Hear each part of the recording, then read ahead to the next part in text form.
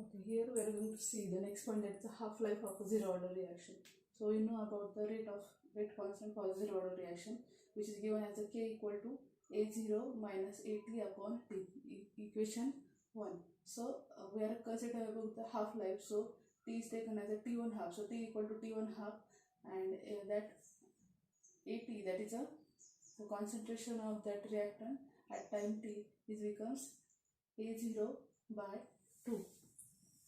Okay, so it is becomes a0 by 2. So substituting this value in equation 1, we are getting k, so t is this side, t1 half equal to a0 minus at is given as a0 by 2, equation number 2. So rearranging this equation, we are getting k t1 half is equal to twice of a0 minus a0 upon 2. So half-life for that zero order reaction, we are getting, that is a t half equal to a0 by 2k. So this is the equation we are getting for the half-life period of a zero order reaction. Now this half-life period, how it represent graphically? So rate law, graphical representation of zero order reaction. The rate law is given as a at. So this equation is rearranged. So at is equal to minus kt plus a0. So if you are writing in that equation form, y, this is a y, k is nothing but the m, t is x, and c is the that a0 is a constant, that is a c. So y and x axis. So this is the equation in the form of y equal to mx plus c, which shows the straight line equation. So when we are plotting the graph of at versus the time, we are getting that initial concentration, this is the time as proceeded. So this is the a0 by 2. For initial concentration, this a0, we are getting that a0 by 2, that is a t1 half when we are extrapolated on the x-axis, that is the axis of the for the time.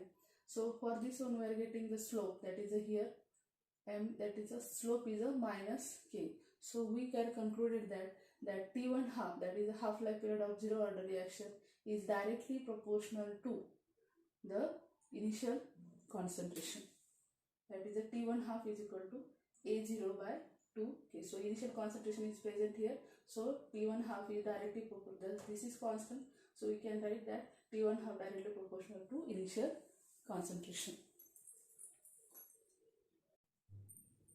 Okay, here we are considering about some examples of zero order reaction.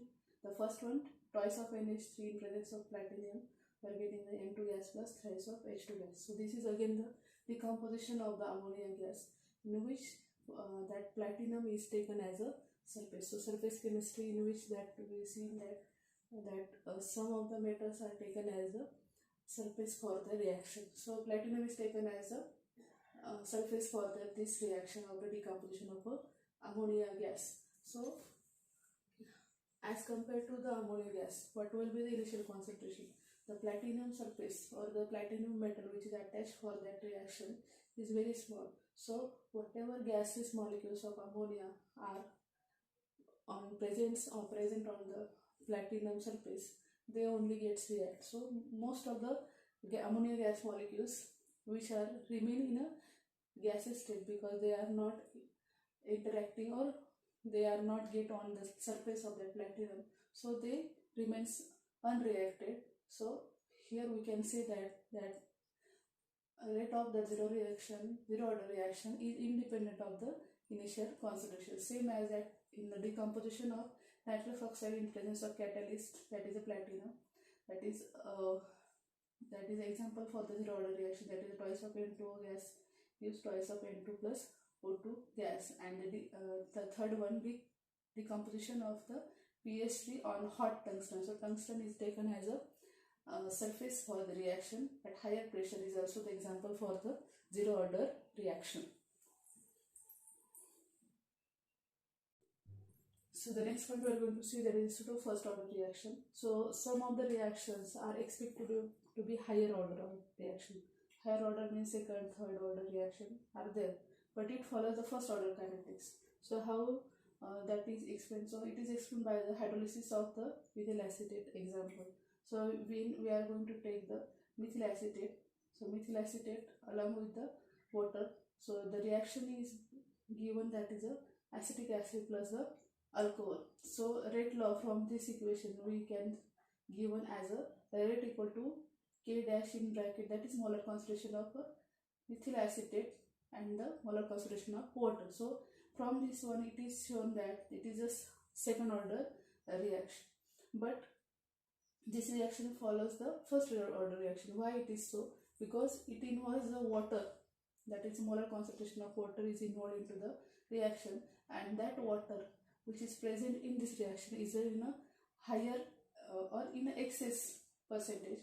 So change in its concentration, that is the initial concentration will be changed, that is, but it is a very negligible. So change in concentration of that water is negligible. So its concentration we are taken as a constant. So H2O concentration is equal to K double dash is equal to constant. So this value, that is a K double dash, is substituting in this equation, we are getting the rate equal to K dash methyl acetate concentration into K double dash. So we are considering K dash into K double dash as taken as a K. So the equation becomes rate equal to K molar concentration of a methyl acetate. So reaction is of a, now we are getting that only one reactant is there, that is the first order reaction we are getting, as there is only involving of the, we can see the only one reactant is there. So reaction follows the first order reaction, though it is of a second order. So this is called as a pseudo first order reaction. Okay, now we are going to see the next point, that is the effect of catalyst on the rate of reaction. So how the rate of reaction affects by the catalyst. So catalyst is nothing but that species which enhances the rate of the reaction. So catalyst is having very important role into the rate of reaction. So for that we are considering the reaction of decomposition of a KClO3 in presence of oxygen, and we are getting the KCl and MnO2 is used as a catalyst. So this MnO2 catalyst increases the decomposition rate, and it gives the alternative pathway associated with the activation energy. Now here we can see the graph in which there is activation energy and reaction coordinate, in which we are considering the activation energy, means without catalyst, when we are considering the energy required for getting the product, and by using the catalyst we are getting the product. So here we can see the barrier of the uncatalyzed reaction, means the reaction in which the catalyst is not used. So the barrier of the uncatalyzed reaction is higher as compared to the reaction in which catalyst is used. And so if you are going to see the energy which is required for the catalyzed reaction is less as compared to the uncatalyzed reaction. So for that one we are considering the fraction of molecules. The one graph or one plot is there, that is a fraction of molecule and the energy. Now we know that catalyst increases the rate of reaction, that also lowers the threshold energy. That means that more number of molecules acquires minimum energy and they are tend to cross the energy barrier. So energy barrier is crossed by acquiring the minimum energy, that is the activation energy.